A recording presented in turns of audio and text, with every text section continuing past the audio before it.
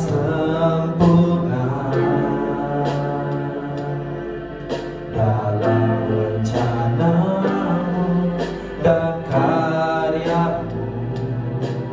Ku serahkan hidupku, murnikan dengan rohmu. Tuhan, kau sempurna dalam rencanamu dan karyamu. Ku serahkan hidupku, murnikan dengan rohmu. Hidupku menggenapi firman-Mu, tanda mujizat sertai tiap langkahku. Kau bersamaku, di dalamku, jadi bukti kebesaran-Mu.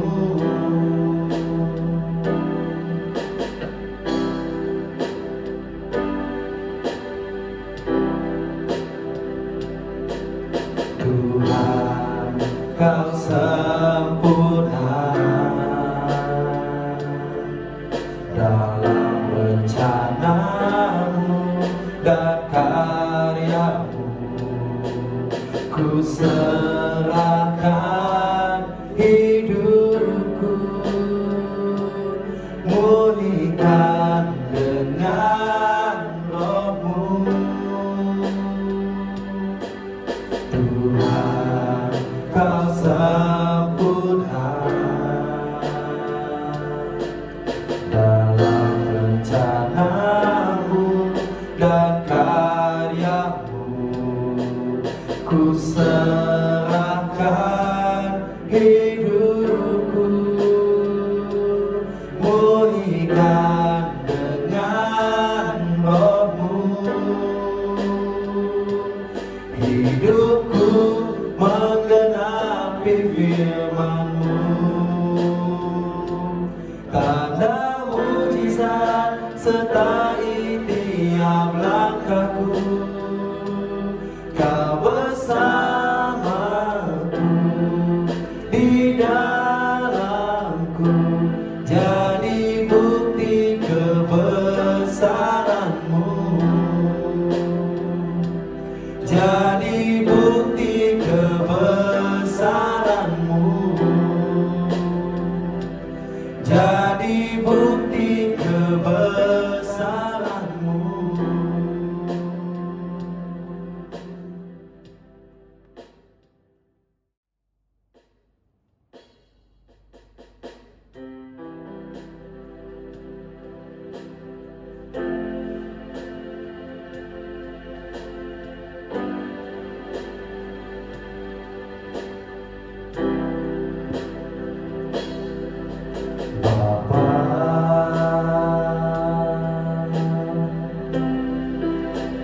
Engkau sungguh baik, kasih-Mu melimpah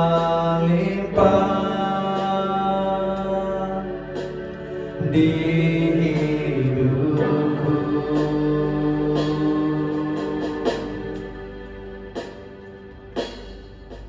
Bapa,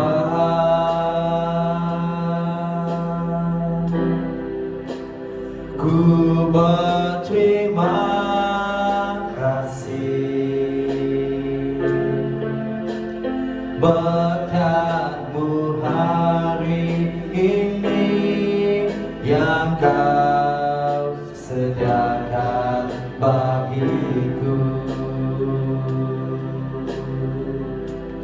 Ku naikkan syukurku buat hari yang Kau beri, tak habis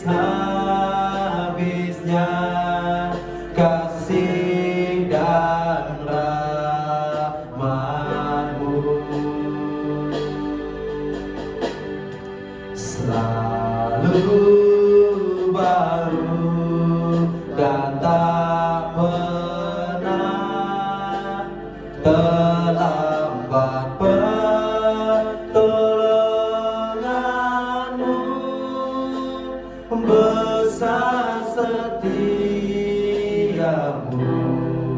di sepanjang hidupku.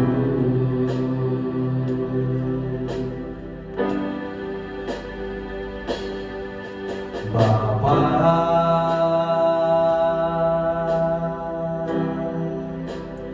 Engkau sungguh baik, kasih-Mu melimpah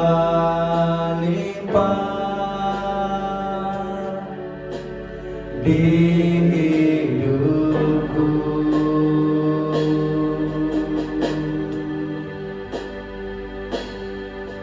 Bapa,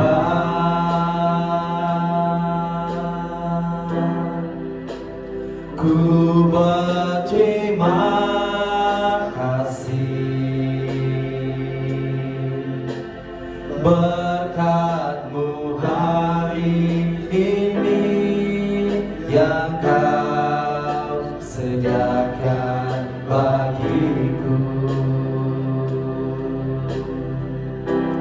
Ku naikkan syukurku buat hari yang Kau beri, tak habis-habisnya kasih dan rahmat-Mu, selalu baru dan tak pernah terlambat pertolonganmu, besar setiamu di sepanjang hidupku. Besar setiamu di sepanjang hidupku. Besar setiamu di sepanjang hidupku.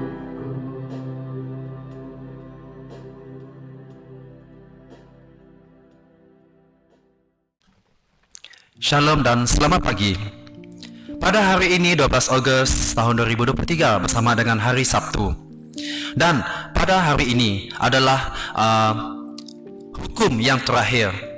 Saya pada beberapa bulan yang lalu berkongsi tentang separuh daripada 10 hukum, dan kali ini pada minggu ini daripada Isnin yang lepas sampailah hari ini saya berkongsi 6 lagi hukum daripada 10 hukum itu. Saudara-saudari sekalian, pada pagi ini saya ingin berkongsi satu hukum dalam Keluaran ayat ke-16, yaitu jangan berikan kesaksian palsu tentang orang lain.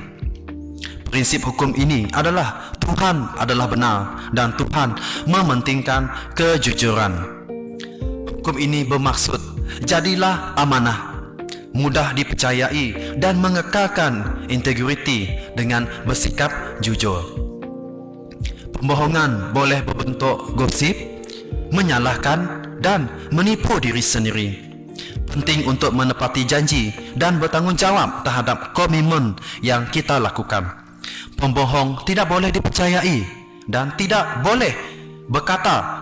dapat berkata apa yang benar. Dia mungkin bukan orang Kristian, atau mungkin juga salah satu daripada orang Kristian. Alkitab melarang kita untuk jangan cuba-cuba untuk menipu. Alkitab mengatakan bahawa orang yang bijak menjauhkan diri daripada segala kepalsuan dan kebohongan. Amsal bab 30 ayat 8 berkata, "Tolonglah aku supaya aku tidak berdusta." Alkitab juga jelas mengatakan bahawa Tuhan membenci lidah yang berdusta. Amsal bab 12 ayat 22 berkata, "Tuhan membenci pendusta, tetapi Dia berkenan kepada orang yang menepati janji." Begitu juga dengan Amsal bab 16 ayat 13 mengatakan bahawa Raja suka mendengar apa yang benar. Raja berkenan kepada orang yang bercakap jujur.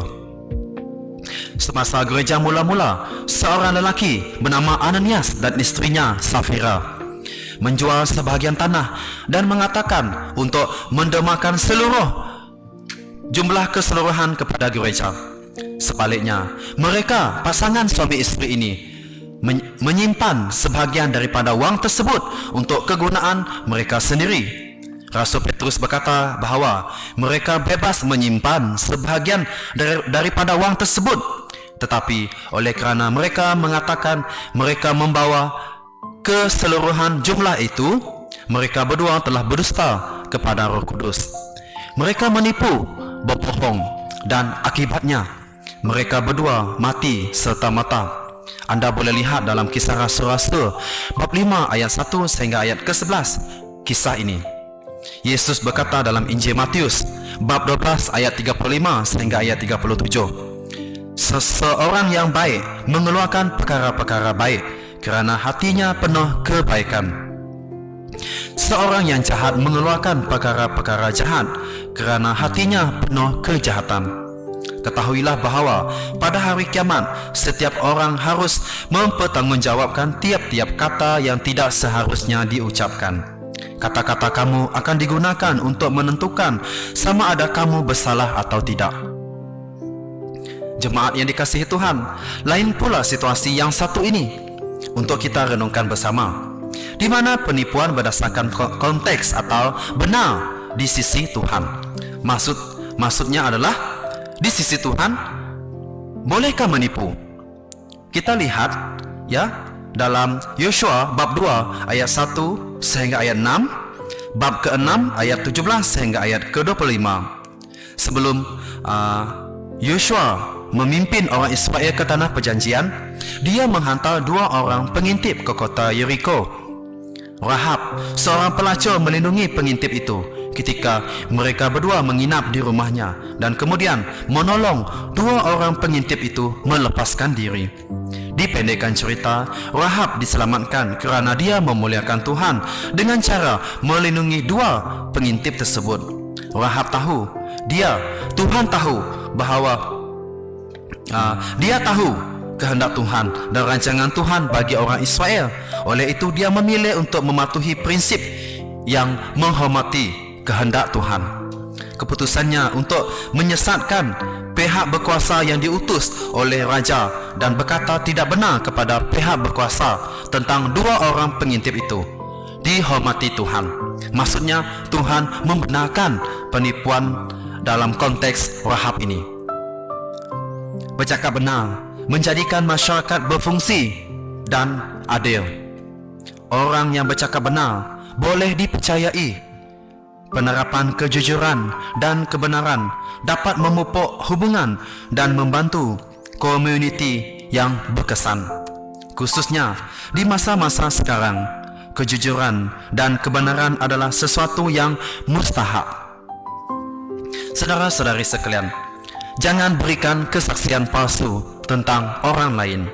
Dalam arti kata lain, jangan berbohong, jangan berdusta. Persoalannya, bagaimanakah Anda menerapkan kejujuran dan berkata-kata benar pada hari ini dan sepanjang minggu ini, minggu depan dan hari-hari yang lain? Pernahkah Anda berbohong dan berkata-kata yang tidak jujur kepada pasangan Anda, suami atau istri Anda, anak atau kawan Anda? Mengapa Anda berbohong kepada mereka? Soalan ketiga, apakah yang mungkin akan dikatakan oleh Tuhan kepada Anda apabila Anda menghadapi situasi di mana Anda mahu berbohong? Soalan terakhir untuk kita renungkan, apakah kesan ketidakjujuran, kebohongan, dusta dan kata-kata tidak benar terhadap diri Anda? keluarga Anda, di tempat kerja Anda, dalam hubungan Anda, dan sikap Anda kepada Tuhan. Mari kita renungkan ketiga-tiga soalan ini. Saya pimpin kita dalam doa penutup.